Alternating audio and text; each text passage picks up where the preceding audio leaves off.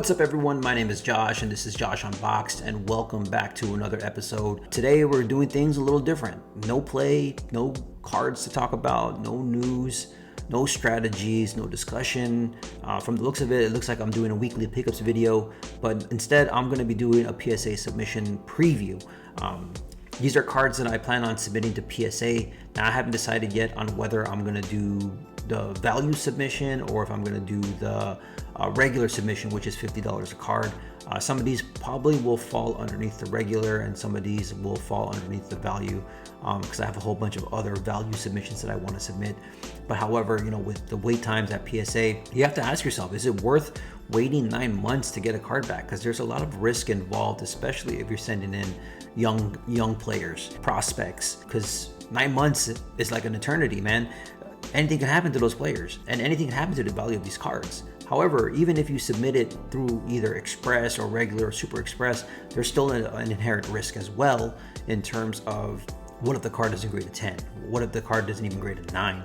What if it gets an 8? What do you do, right? Unless you plan on submitting vintage raw cards, I think trying to go through submitting current ultra modern raw cards to get graded at a fast turnaround, there's a risk to it. Whether you're willing to take that risk or not is really entirely up to you.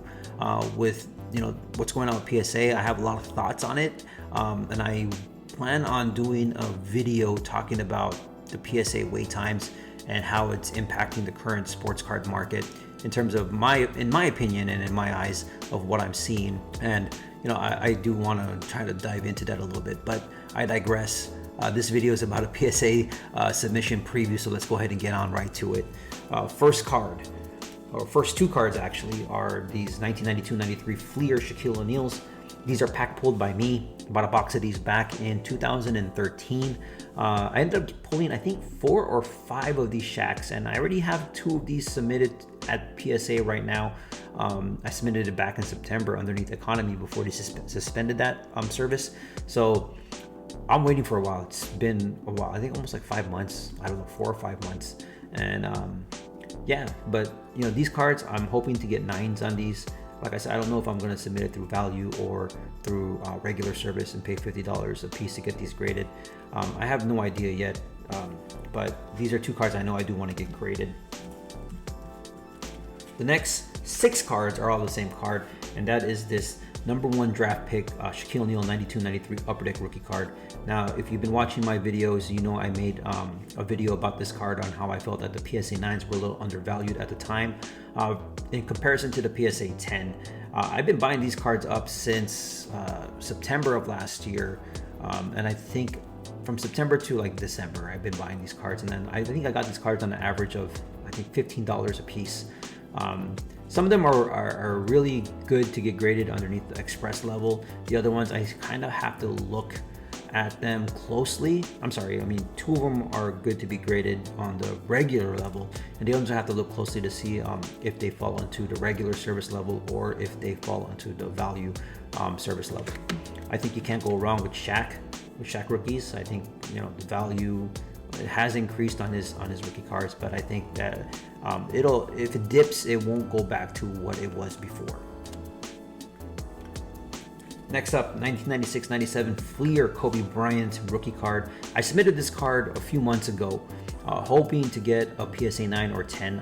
Back then I made the mistake of setting a minimum grade of 9. And if you don't know about this, it's like if you set a minimum grade, if it doesn't hit that grade, they're gonna send it back to you raw, but yet still charge you. Now I've learned my lesson on that. I'm just going all out, taking the risk and saying no minimum grade, just give me whatever it is. So gonna submit this. Obviously I don't think it'll get the 9 or a 10 like I had hoped originally, but maybe another set of eyes might see it and think of it as a 9. I thought it was a 9 quality type of card, but I wouldn't be mad if it got an 8 either. Next 2 cards is the 1995 EXL Kevin Garnett rookie cards. Now these cards are nice. These are pack pulled as well by me. Opened the box of these back in 2013.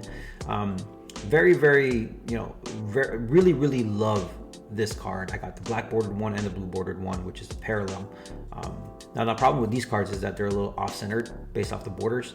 But I feel like this card has value in it, and I can dive deeper onto this card and show you guys what I see in terms of the value of this card and what it's going for.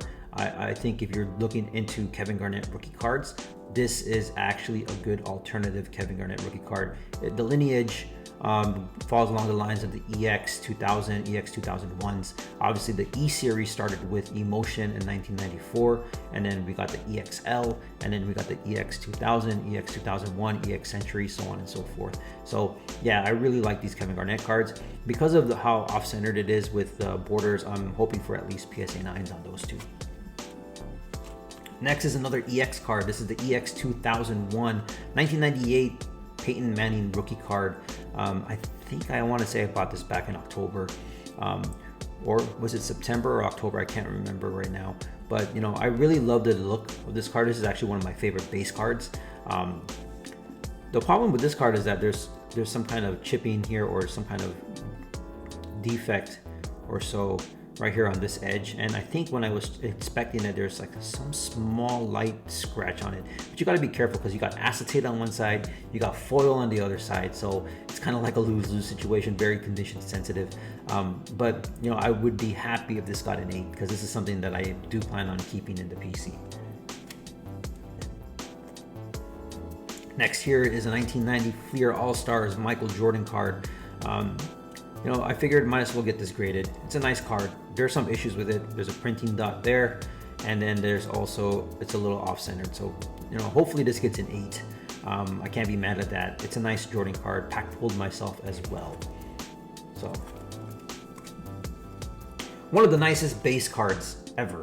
The 1997 Metal Universe Michael Jordan base card. This is a card that I had as a kid. This is my original copy as a kid.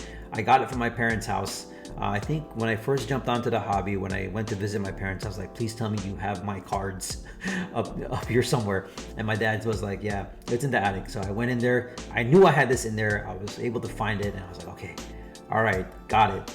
I'm gonna submit this to get graded. It's not in the greatest condition. And I think I showed this card as well that I picked up from Burbank Sports Cards in the dollar bins, and I think I paid like $6 for it. Obviously that card is in worse condition than this and worse shape than this, and I hope this card gets a 6, hopefully a 7. So very, very beautiful card.